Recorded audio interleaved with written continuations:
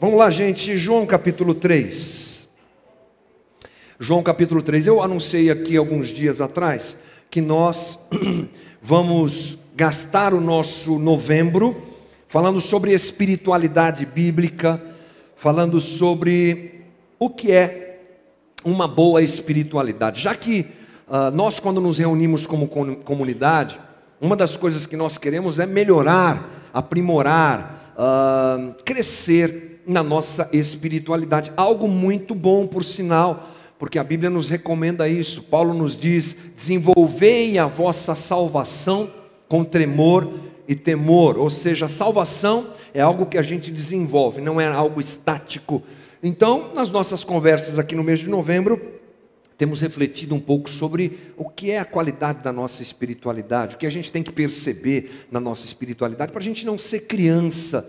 Outra recomendação que Paulo nos diz, para a gente não ser criança levado por qualquer vento de doutrina, mas a gente se aprimore na palavra, crescendo na nossa espiritualidade. Hoje eu quero conversar com você sobre uma história bastante conhecida lá em João capítulo 3. Já já nós vamos ler o texto, está ali a partir do primeiro versículo, mas antes vamos orar, pedindo que o Senhor nos abençoe. Querido Deus, Senhor da nossa vida, te buscamos mais uma vez nesse momento, pedindo que o Senhor nos ajude para que esta conversa cause bons efeitos na nossa vida. Te peço que ninguém aqui perca essa grande oportunidade de aprender a Tua palavra, de refletir sobre a caminhada da vida e de aprimorar a sua espiritualidade. Que não sejamos roubados em termos saído de casa, vindo para cá e aqui a gente deixar de prestar atenção no que a gente tem que prestar atenção. Nos ajuda nesse momento. Todo tipo de ação contrária, de forma espiritual, que se apresente no nosso meio, nós te pedimos, leva embora, Jesus, repreendemos em Teu nome, que a Tua palavra flua tranquilamente aqui no nosso meio. Te peço, como sempre, capacitação, que eu não tenho, que na minha limitação, a minha limitação não seja instrumento de empecilho para aquilo que o Senhor quer fazer através da Tua palavra. Conto com a Tua ajuda, misericórdia e graça, assim como meus irmãos, apresentamos ao Senhor esse momento em nome de Jesus. Amém. Vamos lá, gente. João 3:1 diz: havia um fariseu chamado Nicodemos, uma autoridade entre os judeus. Ele veio a Jesus à noite e disse: Mestre, sabemos que ensinas da parte de Deus, pois ninguém pode realizar os sinais miraculosos que estás fazendo se Deus não estiver com ele. Em resposta, Jesus declarou: digo-lhes a verdade, ninguém pode ver o reino de Deus se não nascer de novo. Perguntou Nicodemos: como pode alguém nascer sendo velho? É claro que não pode entrar pela segunda vez no ventre de sua mãe e renascer. Respondeu Jesus: digo-lhe a verdade, ninguém pode entrar no reino de Deus se não nascer da água e do Espírito. O que nasce da carne é carne, mas o que nasce do Espírito é Espírito. Não se surpreenda pelo fato de eu ter dito: é necessário que vocês nasçam de novo. O vento sopra onde quer, você o escuta, mas não pode dizer de onde vem nem para onde vai. Assim acontece com todos os nascidos do Espírito. Essa é uma história interessante, que só é relatada por João. João escreve um livro, um evangelho diferente dos demais 3 evangelhos, e aqui ele narra de uma forma exclusiva esse encontro entre Nicodemos e Jesus. E aqui nós começamos a nossa conversa pensando um pouquinho quem era Nicodemos. Nicodemos era um mestre da lei, o texto já nos diz. Ele fazia parte de uma seita chamada fariseus.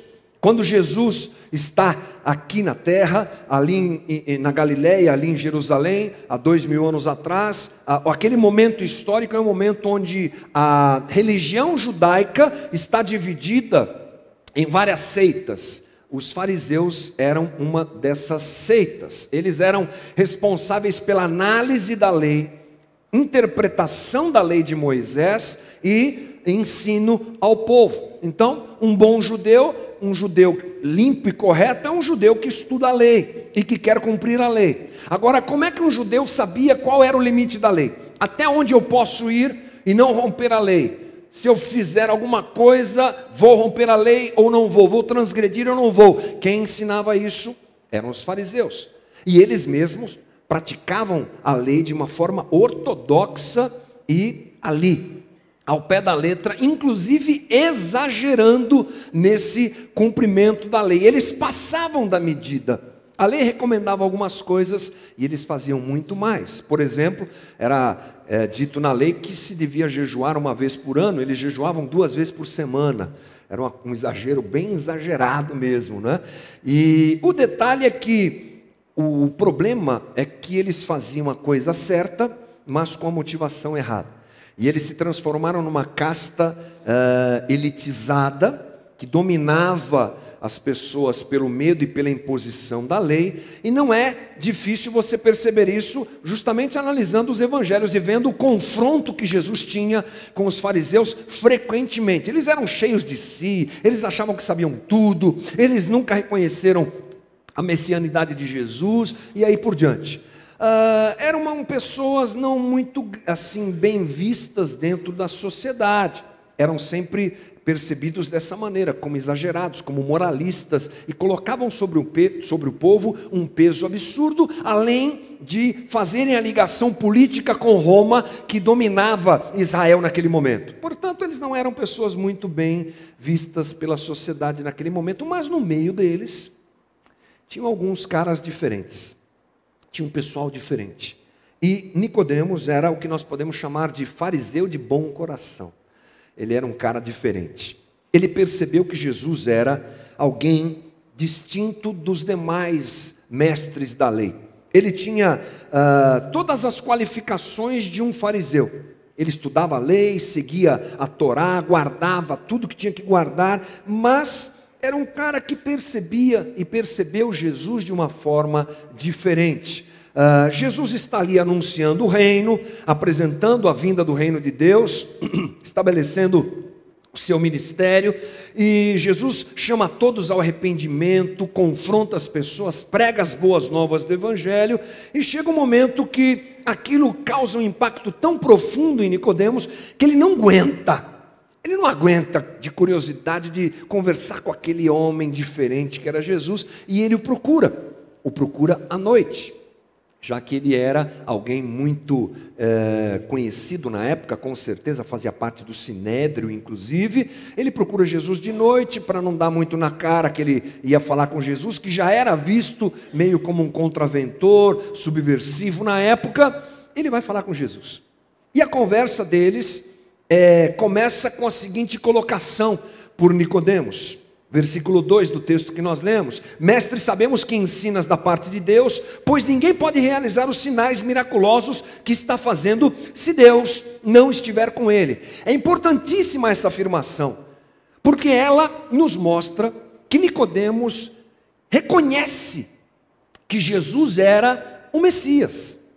Ele diz assim: olha, Jesus, eu estou percebendo você, estou te acompanhando já há algum tempo, e estou vendo que o teu discurso, ele é confirmado pelos sinais que você está fazendo, e ninguém pode fazer esses sinais, se Deus não estiver com ele. Ou seja, Nicodemos está dizendo: Deus está com você, Jesus, você é o Messias, eu estou reconhecendo isso. Isso é importante. Essa afirmação demonstra o coração de Nicodemos, e Jesus então responde de uma forma muito interessante, dizendo para ele que era necessário que alguma coisa acontecesse com Nicodemos.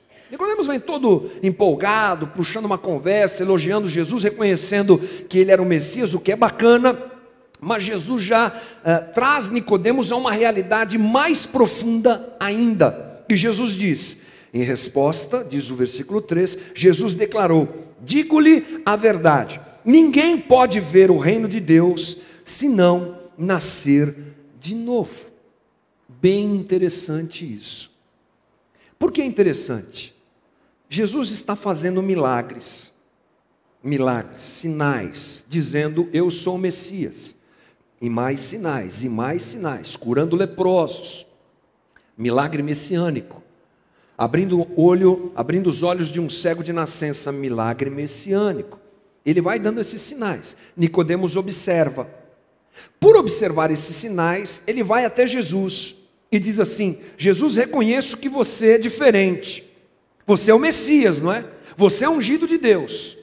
Eu estou vendo tudo que você está fazendo e reconheço que você é o Messias. E Jesus traz uma colocação interessante. Jesus disse assim: ninguém pode entrar no reino de Deus, ninguém pode ver o reino de Deus se não nascer de novo. O que Jesus está dizendo para Nicodemos? Nicodemos, você está vendo só uma parte.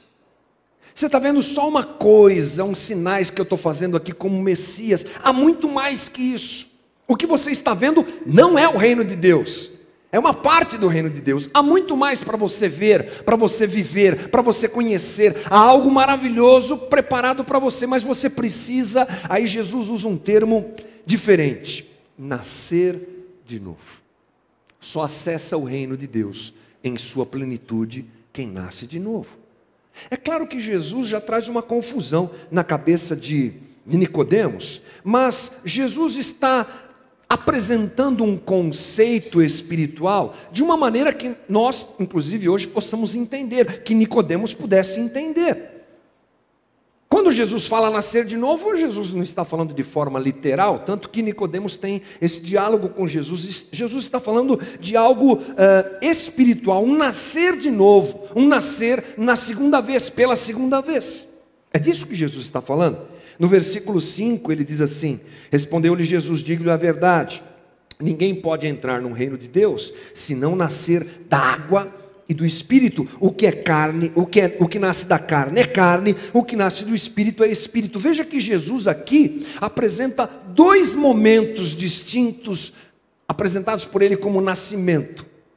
Primeiro ele fala de um nascimento natural, de um nascimento carnal.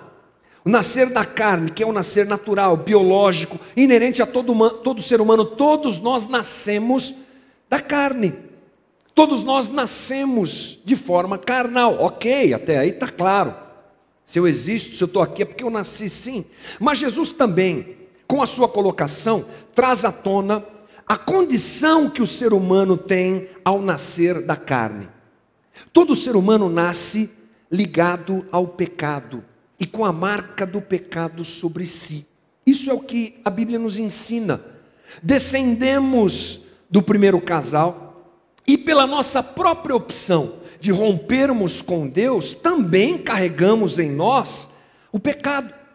E essa é a condição que repousa sobre todo e qualquer ser humano, um afastamento de Deus. Porque como Adão disse não a Deus, como Adão disse, vou me virar sozinho, não preciso de você, valeu, vou tocar minha vida e vou conhecer tudo, porque agora vou comer desse fruto aqui, vou entender o bem e o mal. Assim é a humanidade. Queremos viver distanciados de Deus, independentes de Deus. Daí começa a resposta para aquilo que a gente tantas vezes questiona: por que tanto mal nesse mundo? Por que tanta incompreensão nesse mundo? Por que tanta violência nesse mundo? Porque somos capazes de fazer as barbaridades e atrocidades que fazemos.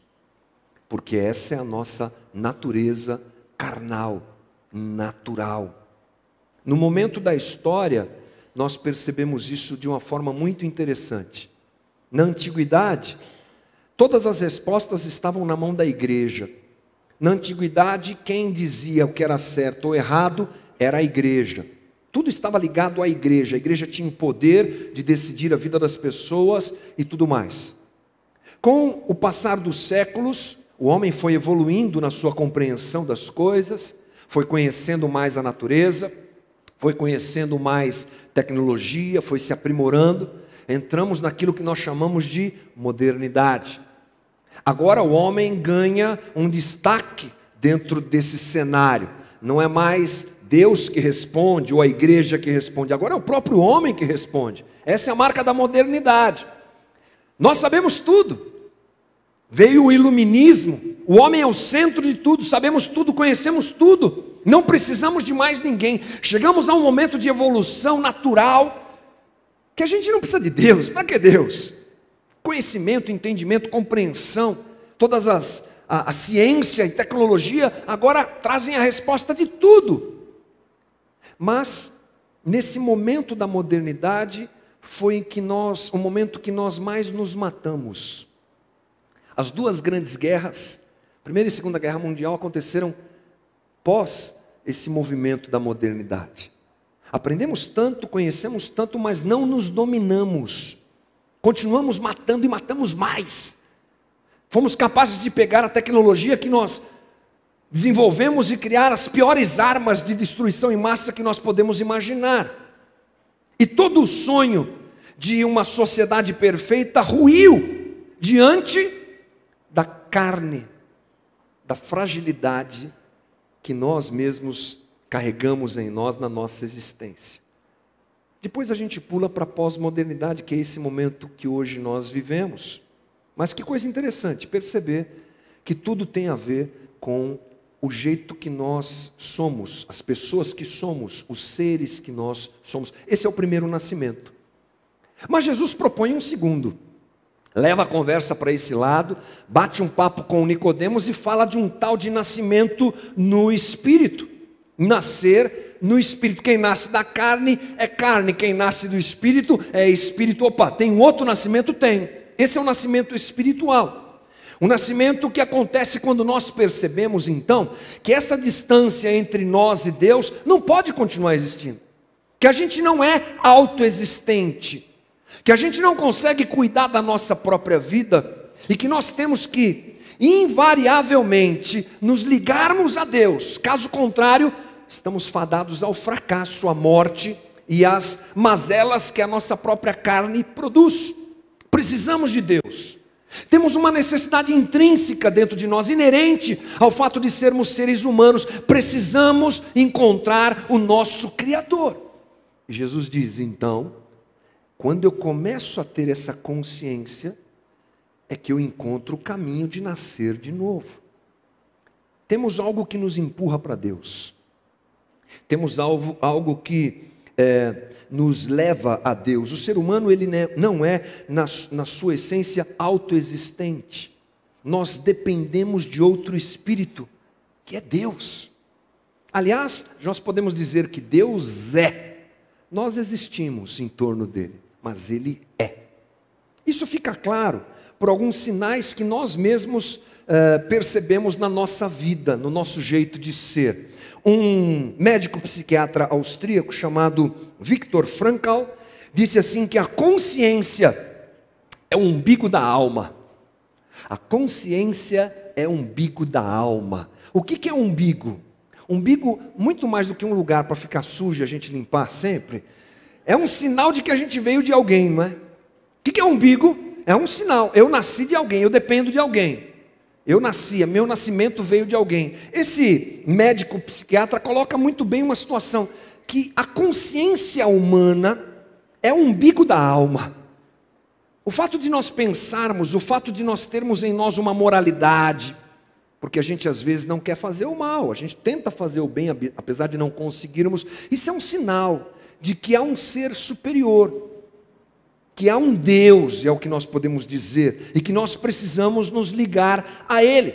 Essa voz com quem a gente conversa, essa voz que toma conta da nossa cabeça, a gente chama isso de consciência. Você não tem muita dificuldade em encontrar gente falando sozinho, né? Você fala sozinho, eu também. A gente fala no trânsito, no chuveiro, não sei aonde. Às vezes você se pega falando sozinho, fica até com vergonha. O que é isso? Consciência. E essa consciência é um sinal de que nós temos alguém a procurar, alguém com quem nos ligar. Então, Jesus estava mostrando a Nicodemos que todos têm a natureza de Adão. Todos temos, mas existe um outro doador da vida.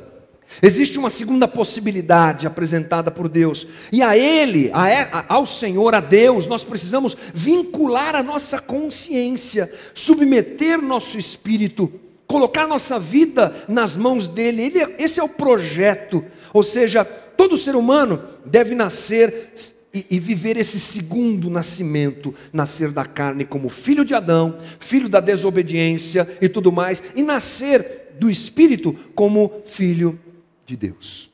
O interessante é que Jesus, ele também nos faz entender que esse nascimento implica em mudança radical na existência. Por que a gente pode pensar nisso? Porque Jesus estava de frente a quem, gente? A um religioso impecável. Pega um cara para ser exemplo de alguém que se relacionava com Deus naquele momento, Nicodemos. Mas Jesus fala para ele: nasce de novo. Está tudo errado. Os teus conceitos estão errados, os teus valores estão errados. Essa religião que você tem não presta para nada, você precisa nascer de novo. Jesus propõe então uma metanoia. O novo nascimento implica em mudança, em quebra de paradigmas, em abraçar outros valores, em escolher um outro jeito de viver. E a isso a gente chama de metanoia. A palavra metanoia é uma palavra grega, para a gente entender bem esse negócio de mudança de vida, que ela pode ser dividida em duas palavras. Meta é o que, gente? Além. Meta não é aquilo que o teu patrão te cobra todo dia, não. Mas no grego, é além. Não é? Ele te cobra para ir além, então tá certo. Mas meta é além. Metafísica, alguma coisa que está além da física. Isso é a ideia da palavra meta. E a palavra nous quer dizer pensamento, ou seja, alguma coisa como mudar de ideia, mudar o próprio pensamento, ir além. Seria a mudança que o indivíduo está vivenciando para um novo modo de viver. A porta do reino de Deus se abre para aquele que nasce de novo, e ele começa a avaliar a sua vida e a tomar um novo rumo na sua vida. Metanoia, mudança de vida. Paulo, perseguidor da igreja, tudo bem, correto também, como Nicodemos, fariseu também, tudo mais, muda de vida. Daqui a pouco o perseguidor da igreja está pregando o Evangelho de Jesus Cristo, e tantos outros exemplos que nós temos. Podemos então viver essa metanoia, ela é possível. Por que ela é possível? Porque nós somos diferenciados na criação. No momento em que Deus concebeu a raça humana, Ele nos concebeu de maneira diferente das demais criaturas. Somos distintos. O texto bíblico nos diz que somos a imagem e semelhança de Deus.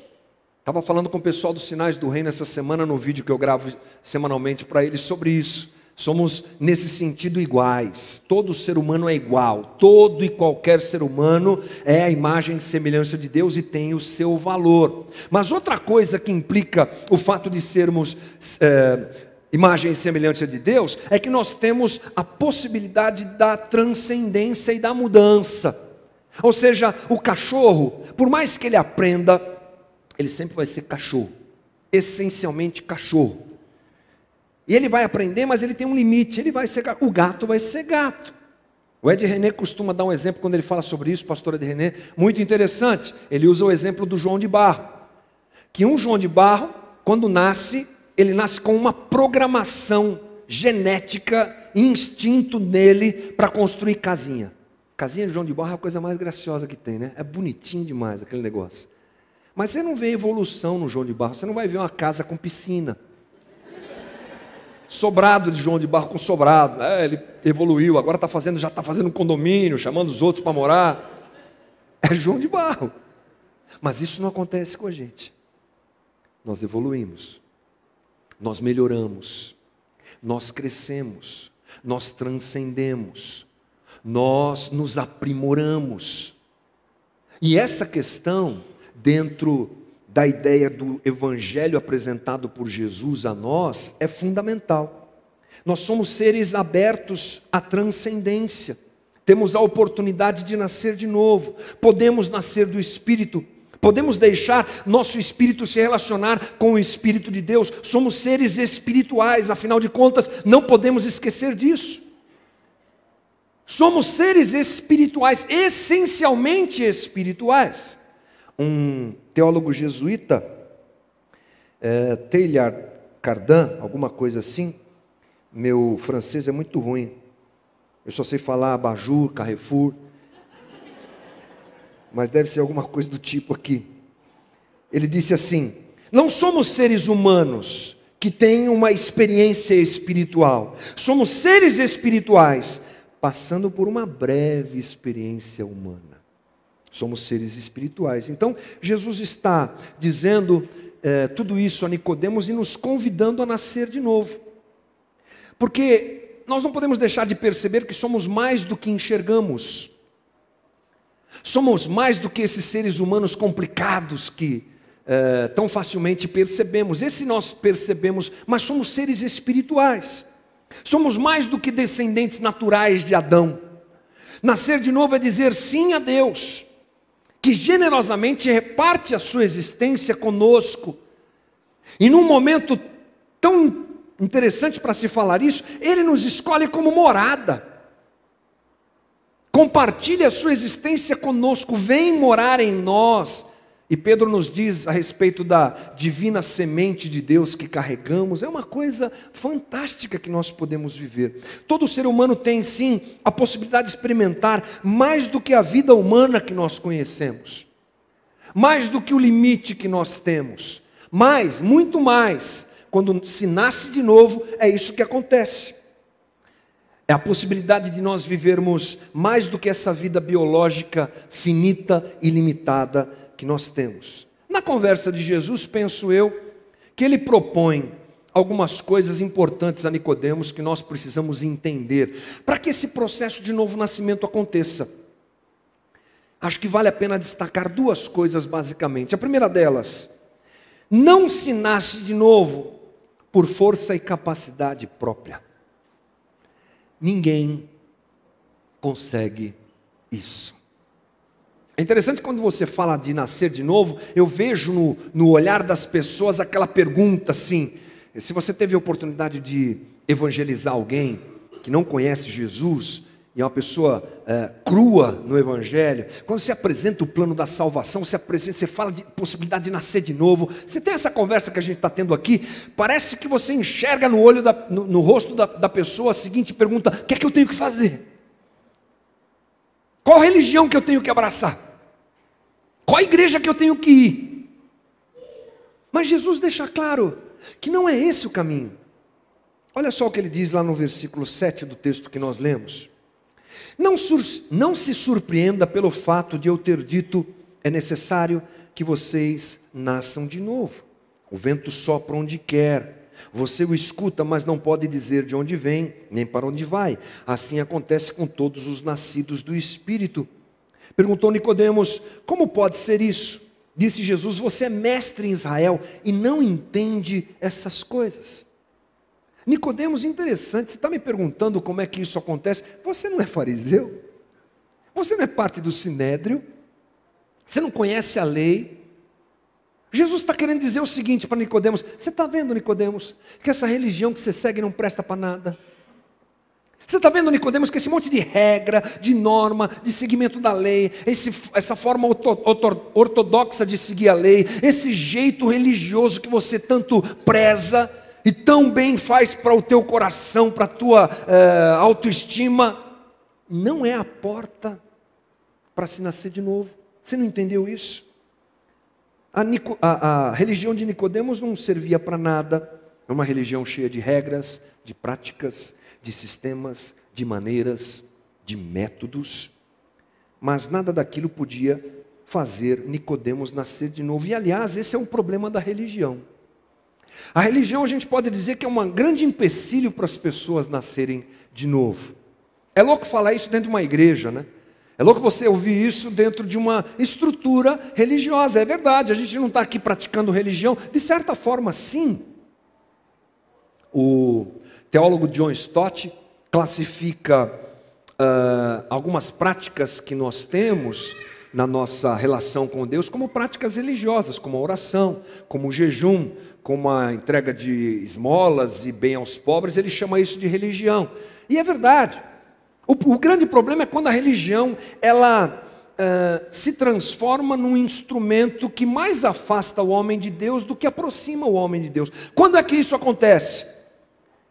Quando o homem tenta agradar a divindade através do que ele faz, do seu comportamento, ou do seguir regras, ou do se enquadrar em um modelo, ou de ser uma pessoa moralmente perfeita, ou seja lá o que for, ele quer agradar a divindade. Aqui a divindade você entenda qualquer Deus, porque religião está aí para você escolher, não é?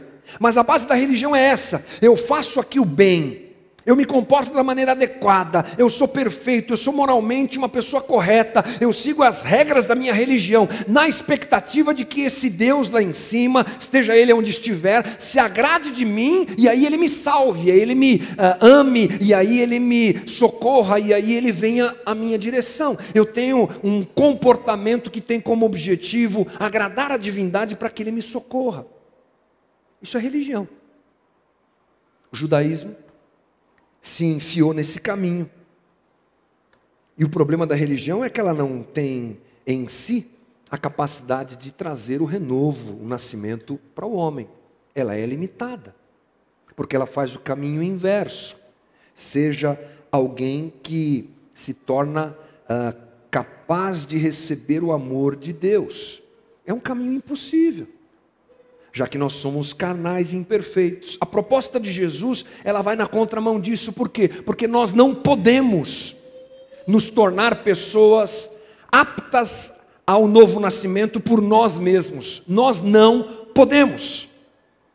Se alguma coisa eu pudesse aqui pedir para você repetir para o teu irmão, não é uma prática que fazemos e nem faremos hoje, mas seria assim: vira para o teu irmão e diga para ele: você não presta. Você não presta. Você não entendeu ainda, mas você não...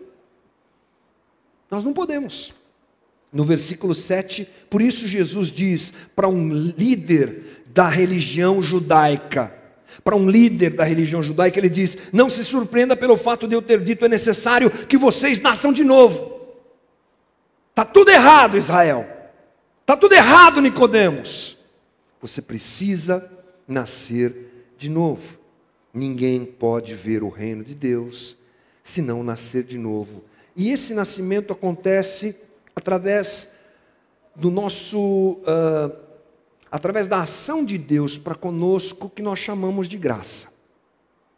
Eu gosto de falar de graça, e a gente precisa falar mais de graça, porque no nosso meio, dentro da igreja, está cheio de gente abraçando religião. Aqui está cheio de gente abraçando religião. Eu vira e mexe estou abraçando religião. Você vira e mexe está abraçando religião, que é aquele comportamento que eu disse agora: faço para que Deus me ame, e não entendo que Deus já me ama. Isso é graça.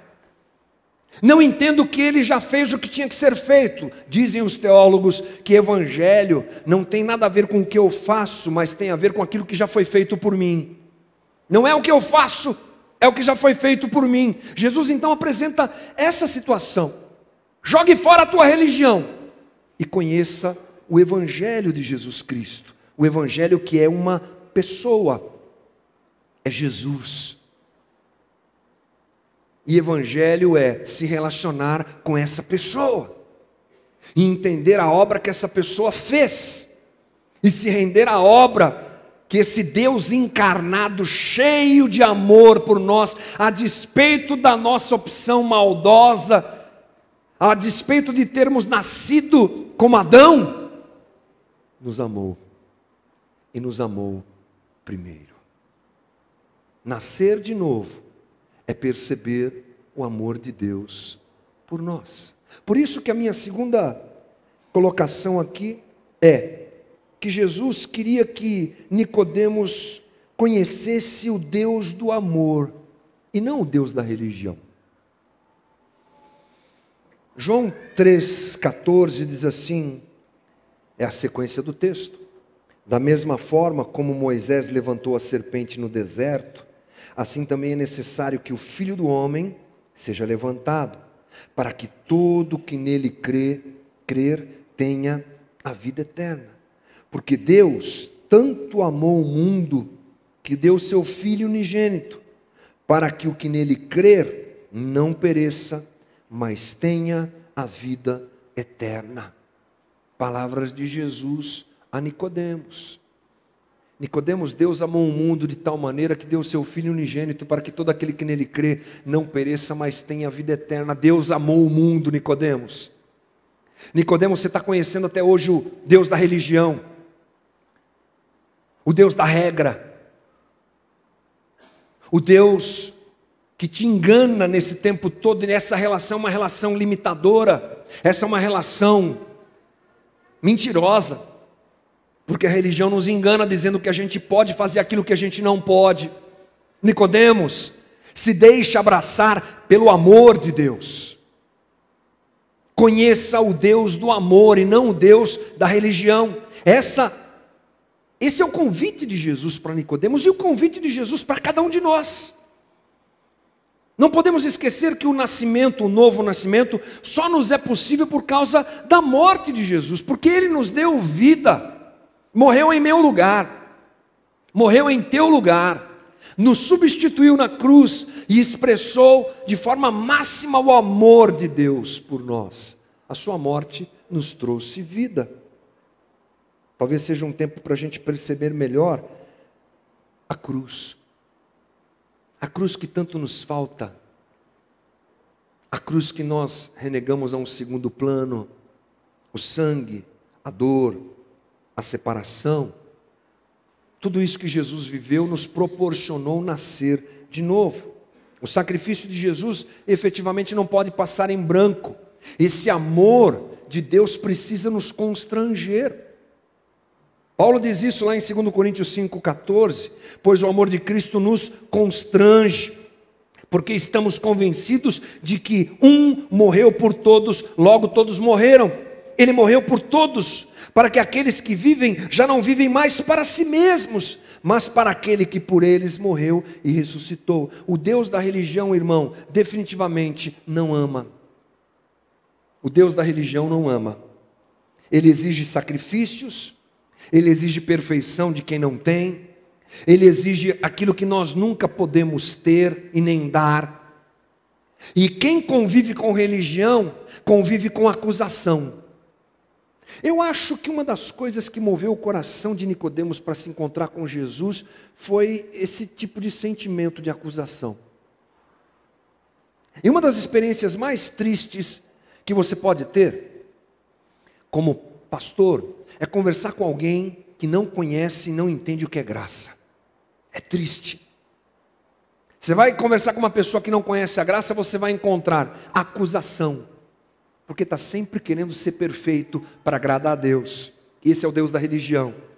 E como a gente não é perfeito, e como a gente erra, e somos errados na concepção da palavra mesmo, você imagina, o dia que eu consigo manter a regra e fazer direitinho o que me dizem para fazer, para agradar a Deus, eu estou feliz. Mas o dia que eu dou um passo para cá e dou uma pisada na bola, marretada nele, é triste. Conviver com religião é conviver com acusação. Uma máquina de moer gente, uma máquina de machucar gente. Isso não tem nada a ver com nascer de novo.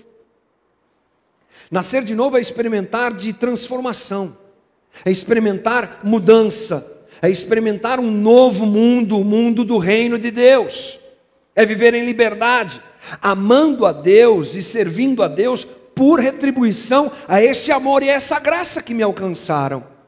Esse é o caminho proposto por Jesus. O Deus do Evangelho se entrega em amor para nos possibilitar novo nascimento. João 12:47. Se alguém ouve as minhas palavras e não as guarda, eu não o julgo, pois não vim para julgar o mundo, mas para salvá-lo. Jesus é o Deus do amor, que veio não para julgar, mas para salvar. O padre José Antônio Pagola diz assim: do rosto apagado pela morte, desses olhos que já não podem olhar com ternura aos pecadores e prostitutas, dessa boca que não pode gritar sua indignação pelas vítimas de tantos abusos e injustiças, Deus está nos revelando o seu louco amor pela humanidade. Na morte de Cristo, na cruz, Jesus revela seu amor.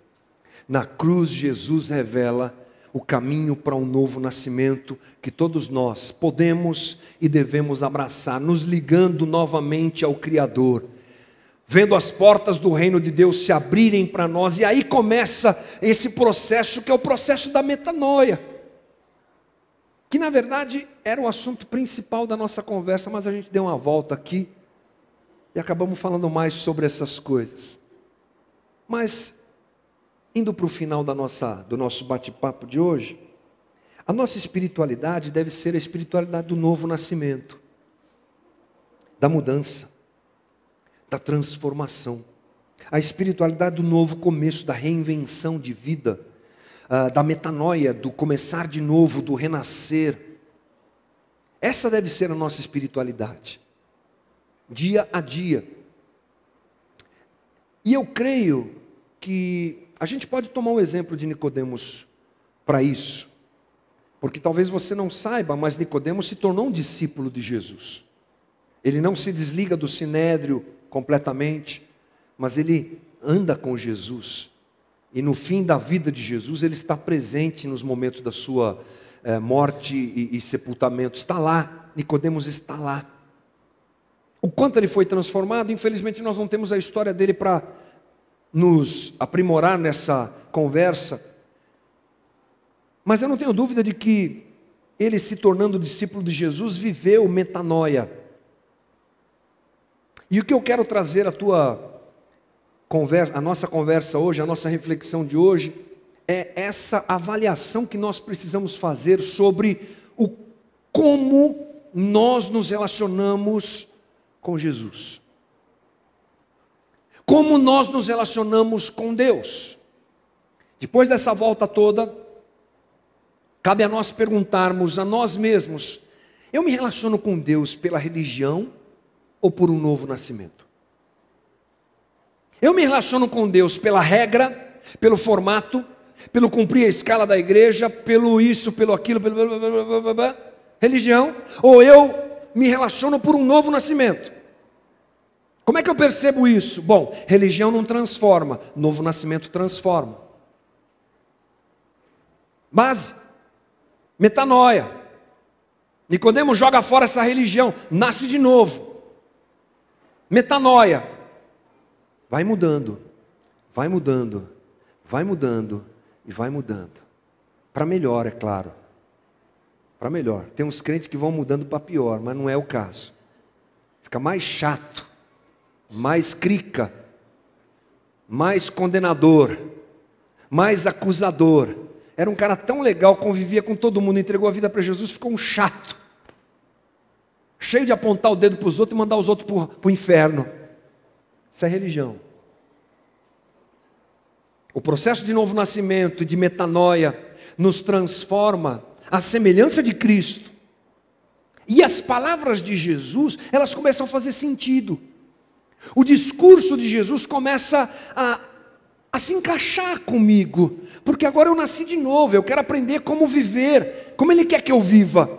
Ele está falando que tem que perdoar 70 vezes 7, antes, jamais, como diriam meus amigos, jamais, perdão que nada, vai pagar moeda a moeda. Agora não, agora faz sentido.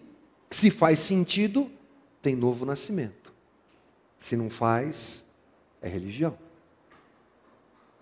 Da outra face, religião, apesar de falar isso, não vive isso. Mas o Evangelho e a metanoia provocada pelo Evangelho me proporciona isso. E aí a gente vai analisando e percebendo qual o tipo de relação que a gente tem com Jesus.